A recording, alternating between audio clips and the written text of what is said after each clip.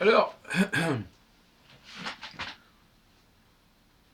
je reviens à la question des 4 éléments en astrologie.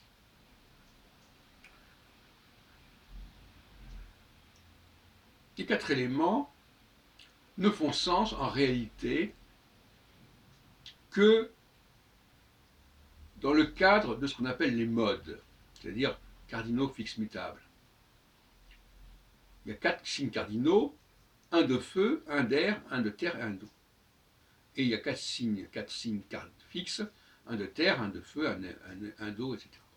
Donc en ce sens-là, les 4 éléments servent à distinguer les 4 signes cardinaux entre eux, les 4 signes fixes entre eux, les 4 signes mutables entre eux.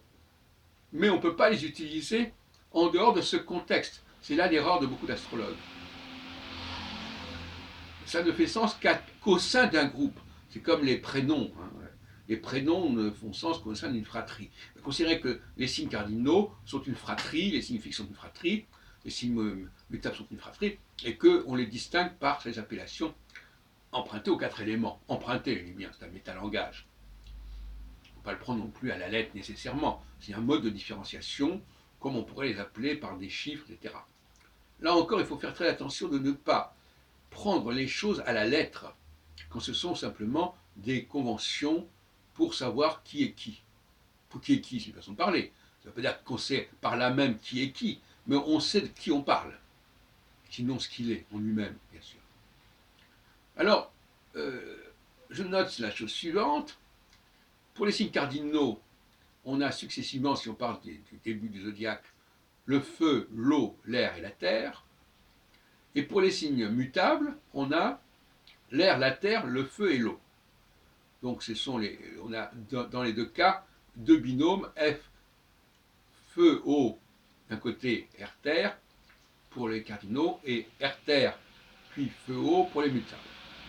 Et ce sont les fixes qui constituent l'état intermédiaire, en quelque sorte, qui est au milieu, les signes fixes étant au milieu, à mi-chemin entre les cardinaux et les mutables. Puisqu'à ce moment-là, on a terre, taureau, feu, lion, eau, scorpion, air, verseau, ce qui donne T, F, E, A. Et à ce moment-là, les 2 binômes dont on a parlé tout à l'heure, ils ne fonctionnent plus. Et on a T et F qui sont appartiennent aux 2 binômes, et O et R qui appartiennent aux 2 binômes. Mais il n'y a plus un seul des 2 binômes en tant que tel. Voilà la structure. Moi, c'est vrai que je m'intéresse beaucoup à la systémique, aux structures. J'ai publié les mathématiques combinatoires.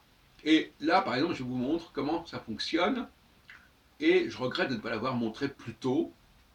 On ne se pose pas toujours toutes les bonnes questions tout de suite. Enfin, sur la longueur, sur le temps, on arrive quand même à faire le tour des problèmes. Donc voilà ce qu'il fallait dire sur les 4 éléments. C'est simplement, ça a beaucoup moins d'importance que la situation cardinale fixe mutable, qui sont liées directement à la problématique de la conjonction de l'opposition et du carré, alors que si vous prenez les 3 signes de feu, il y en a un qui est cardinal, l'autre qui est mutable, l'autre qui est fixe, ça ne veut rien dire du tout. Donc il faut arrêter de parler de la triplicité des 4 éléments, ça n'a aucun intérêt, c'est uniquement un métalangage pour mettre en lumière les cardinaux, les fixes immutables, ce qu'on appelle les modes.